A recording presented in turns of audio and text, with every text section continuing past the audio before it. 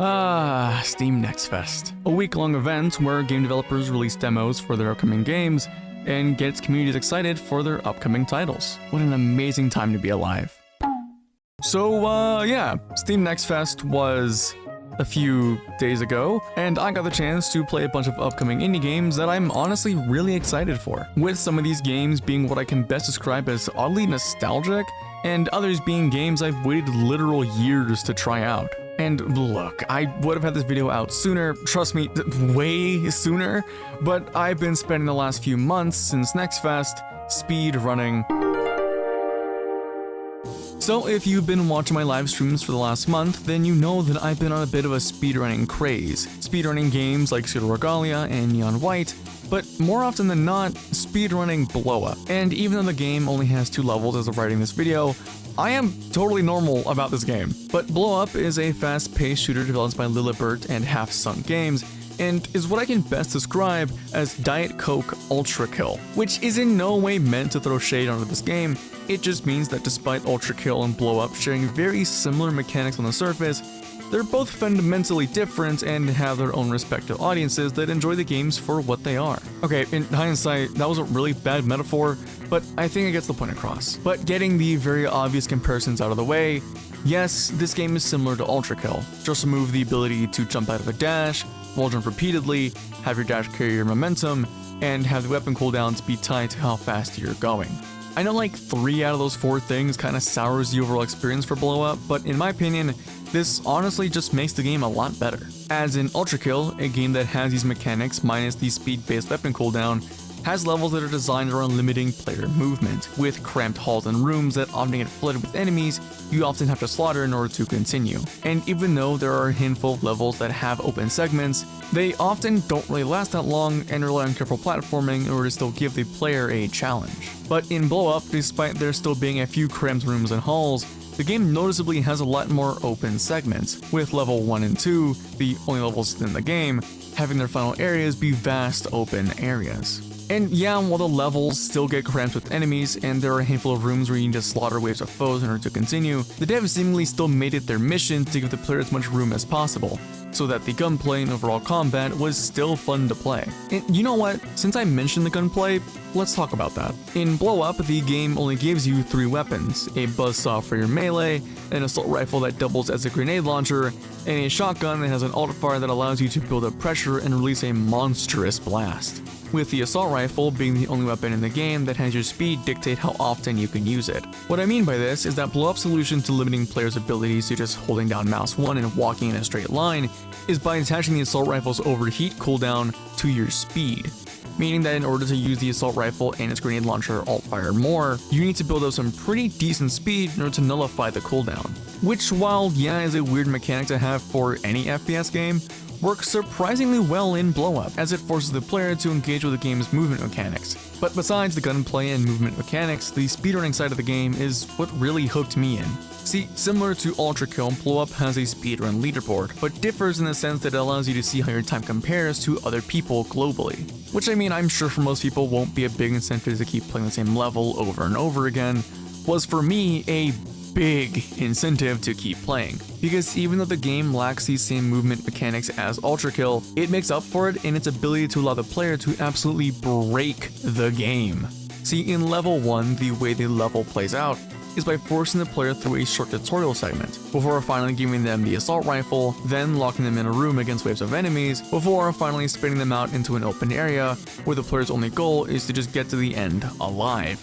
But if you speedrun the level, what happens instead is that you go through most of the tutorial segments, but before entering the room that teaches you how to use a grenade launcher, you instead fall down the hole a little bit and use a shotgun's alt fire to prepare yourself back upwards through the hole that you basically just started falling down through, which then allows you to see that the previous room is now unloaded, allowing you to grenade boost over the room you were just going to enter and saving like a whole minute on your speedrun time. But creative and fun stuff like this is littered all throughout Blow Up, and even though this stuff is pretty much reserved for speedrunning the game, the fact that the devs actively encourage speedrunning and don't really patch any of this stuff out of the game is just awesome. So if Blow Up looks like a game you'd enjoy, then by all means, go check it out. It's a fantastic game that, despite its currently short runtime, is a blast to play. And hey, if none of this has convinced you to check out the game, then how about this Hatsune Miku weapon in level 2?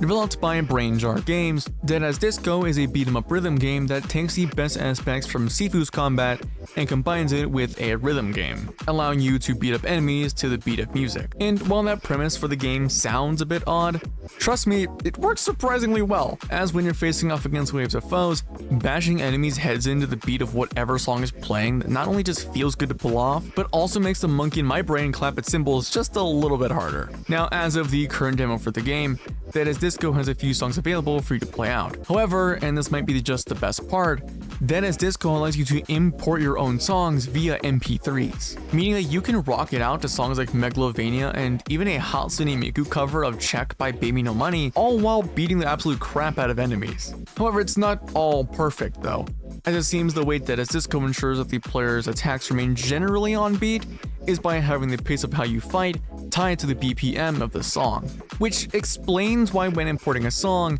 it's recommended you adjust the BPM so it matches the song you're importing, which does mean you have to go out of your way to find the BPM of whatever song you want to import, but honestly it shouldn't take too much time since sites like Song BPM exist. But aside from just the importing process, the gameplay of Dead as Disco is really fun. Now, in no way is the combat in this game as difficult as Sifu, as I think actually making the combat hard in this game would be a huge detriment to the overall experience. But regardless, the combat is still pretty fun, allowing you to punch, parry, and take down enemies to your heart's content. I'm not gonna go over the moveset in this game because it's honestly really simple, and the tutorial for it is like 2 minutes long, so instead, I want to talk about the gameplay as a whole. Now, the gameplay for Dead as Disco hinges on being awesome at its best and kind of underwhelming at its worst. And this is all thanks to how the game handles imported songs. Now, I already went over this like not even 5 minutes ago, but what I didn't bring up at the time is that the game will always try and match your attacks to the BPM you set for a song, which is great at times as it allows the player to really feel the punches when hitting attacks on beat for songs like Mr. Blue Sky by Elo, but kinda gets weird when you have whole segments of a song where the tempo is more relaxed, like in songs like Wrong Hands by Emotional Oranges. This is all to say though that not every song works with Dead as Disco, which I feel like is fine since the game was definitely developed with the thought that players would rock it out to songs they'd imagine fighting people to, instead of whatever they listen to when trying to relax. And I know it feels like I've been doing nothing but complaining and nagging for this game, but genuinely, Dead as Disco is a lot of fun that, despite its inability to fit perfectly with every song on the planet, still offers a ton of replayability and enjoyment. So if you're someone that's always wanted to live out this moment and treasures where they sync the music to the fighting, then Dead as Disco is a game you should definitely be playing. Okay, I'm not gonna lie, I've been waiting for this game to release for a while now. Created by the developers behind the Shovel Knight series, Yacht Club Games, Mina The Hollower is the studio's next big project that aims to combine the top-down style of Link's Awakening with the difficulty of Dark Souls, all while retaining the pixelated charm that made Shovel Knight so enjoyable. But in Mina The Hollower, you play as, well, Mina, traversing the Tenenbro Isle in order to save it from an unknown threat, with Mina's moveset being limited to basic movements and burrowing under the ground for a short duration, with the burrowing mechanic being used as a way to dodge and traverse through the map. But when it comes to the gameplay of Mina, the gameplay is pretty much what you would expect from both a top-down game and from Yacht Club themselves, as even though enemies have clear and telegraphed attacks which can be easy to dodge and fight around once you learn the pattern, can still hit like a truck if you're not careful. And this goes for the bosses as well, as in classic Yacht Club fashion, each boss has their own moveset that progressively gets trickier to fight against. But it's nothing a little brute force and stubbornness won't get you through. In classic Dark Souls fashion though, the game gives you options for your weapon at the start of the game, with your options being daggers, a mace, and a hammer. Now, I didn't mess around with all these weapons during my time playing, only opting to use the mace because I thought it was cool. But from what I could tell, you can think of each weapon as light, medium, and heavy, allowing the player to basically choose the speed and style of how they'd like to approach the game. But while all this sounds great, I still had a small issue with the game. Now, before anyone runs to the comments saying get good, just know that my issue isn't with the game's difficulty or combat, it's with the art style. But wait! Let me clarify. What I mean is that I don't take issue with the pixel art and overall style of the game, as I actually love how this game looks, and I will always sing praise over Yacht Club's ability to create amazing games using pixel art. What I take issue with is the lack of depth that the art style creates. Now, I don't know if it's an issue with the art style or I'm just dumb, but I tend to find that distinguishing depth in this game is pretty hard at times. As while the game has you traversing up and down areas with conveniently placed ropes and stairs, I still find it rather difficult to determine the depth or height of certain areas, with my monkey-brained ass struggling for about 5 minutes before I realized that I could go under a fence with the burrowing ability. And I know this is like a dunce cane moment, especially when there's a goddamn shadow under the fence, clearly signifying that you can go under it, but that still didn't stop me from wandering around for about 5 minutes and nearly restarting the game thinking I broke it. So I suppose that my issue with the game's art style is more of a me thing, but I'd be curious to know if anyone else has a similar issue. Regardless of this though, Mina The Hollower is a fantastic game, and is one that I look forward to playing come its release later this year on Halloween. So if you're someone that enjoyed Shovel Knight or enjoyed Link's Awakening and are looking for a new challenge, then Mina The Hollower is worth giving a try.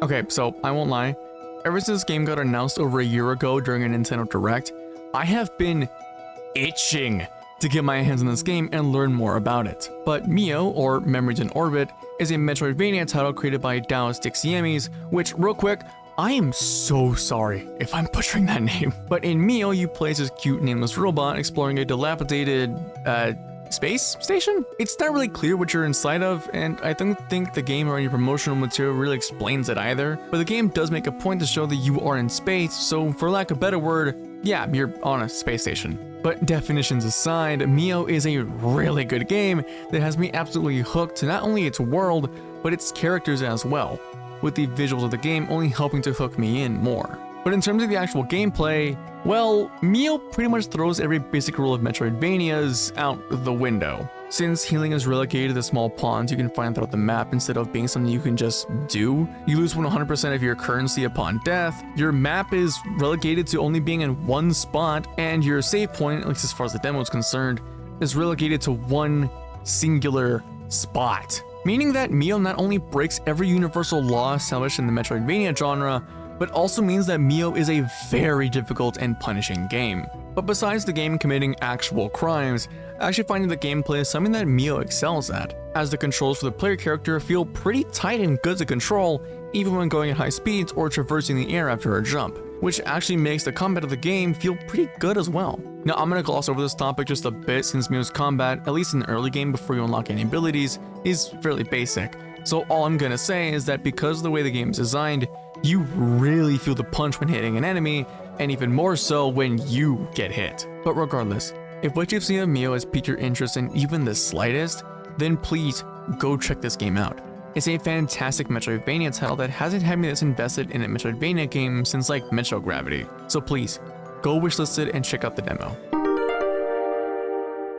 I don't even know how to describe this game outside of saying that it's pretty much GameCube era Snake. Developed by Ambi Stoneman, Dragon March is a game that its Steam page best describes as a fast-paced action game like Snake where you traverse levels full of obstacles. And honestly, that description is pretty accurate, as gameplay consists of you playing as a dragon robot guy, going around and rounding up your fellow dragons in an effort to bring them to the end of the level safely. However, it's worth noting that similar to Snake, your character is constantly moving forward, meaning you as a player are constantly having to make split-second decisions that might not always create the best outcome.